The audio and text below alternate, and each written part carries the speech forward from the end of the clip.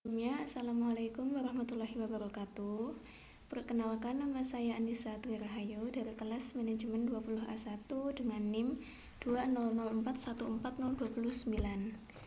Dalam video kali ini saya akan melakukan uji hipotesis 2 sampel, yaitu independent sample test, dan yang kedua yaitu paired sample t-test.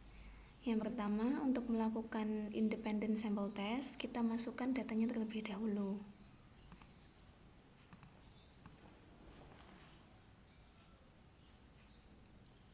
Kita copy, kita paste dengan variabel names. Jika sudah, kita sunting di variabel view.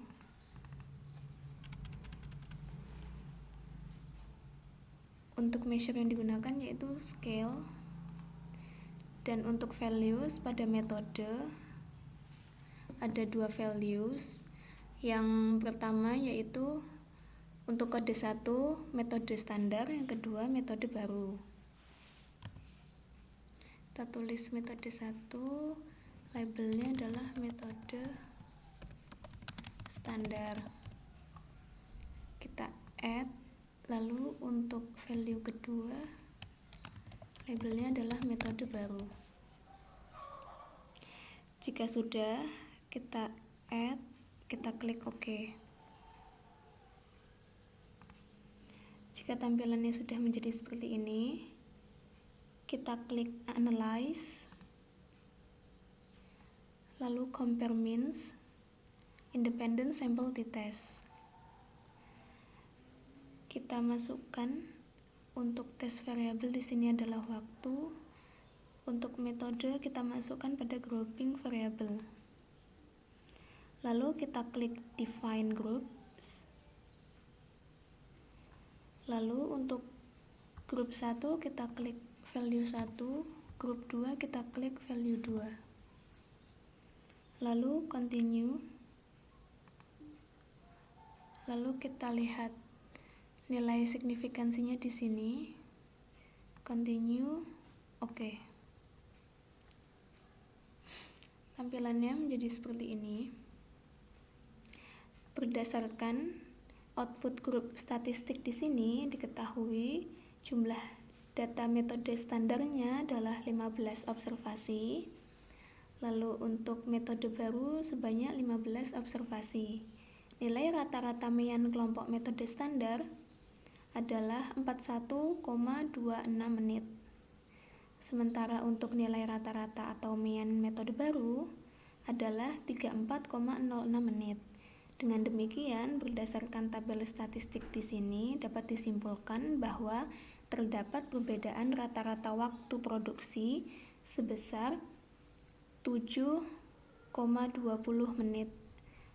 Didapatkan dari 41,26 menit dikurangi 34,06 menit. Lalu pada output kedua, berdasarkan independent sample test di sini,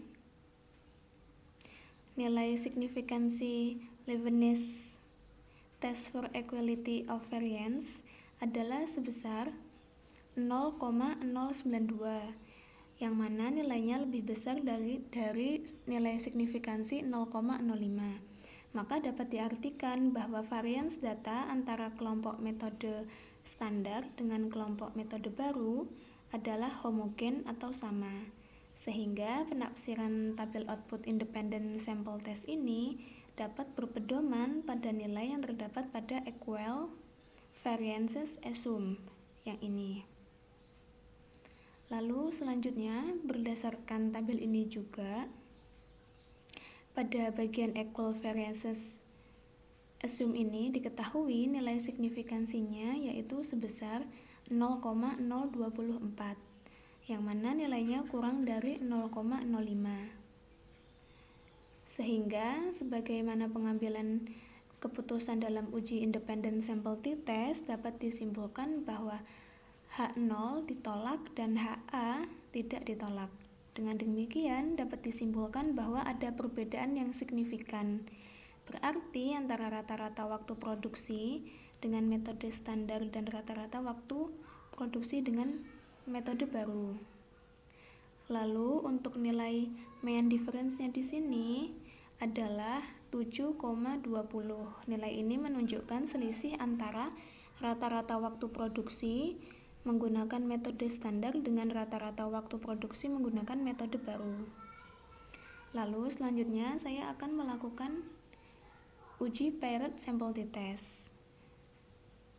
Kita buka lembar data baru, lalu kita copy datanya,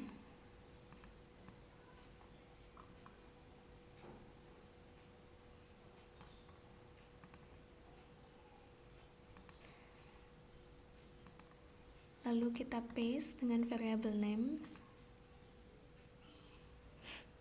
Jika sudah, kita klik analyze, compare means, lalu paired sample t-test. Lalu untuk variabel 1 di sini kita masukkan pretest. Sebelumnya pada variabel view, measure yang digunakan untuk ID adalah nominal, untuk pretest dan posttest adalah scale. Baru kita lakukan uji seperti tadi. Untuk variabel 1 kita masukkan pretest, untuk variabel 2 kita masukkan posttest. Lalu kita klik optionnya dulu, kita cek. Di sini confidence intervalnya adalah 95%. Kita klik continue, kita klik OK. Lalu berdasarkan hasil output di sini dapat diperlihatkan bahwa kedua sampel yang diteliti, yakni pretest dan posttest, memiliki rata-rata produktivitas karyawan sebesar 4,46 pakaian per pekan. Sedangkan untuk nilai posttestnya diperoleh nilai rata-rata produktivitas sebesar 6,33 pakaian per pekan. Dan jumlah respondennya atau karyawan yang digunakan sebagai sampel penelitian adalah sebanyak 30 orang. Dan untuk nilai standar deviasinya pada pretest sebesar 0,119 dan untuk nilai standar deviasinya untuk posttest sebesar 1,93 sekian. Dan untuk nilai standar error mean-nya untuk pretest sebesar 0,22 dan untuk nilai posttest sebesar 0,35. Lalu berdasarkan paired sample correlation pada tabel kedua ini, karena nilai rata-rata hasil belajarnya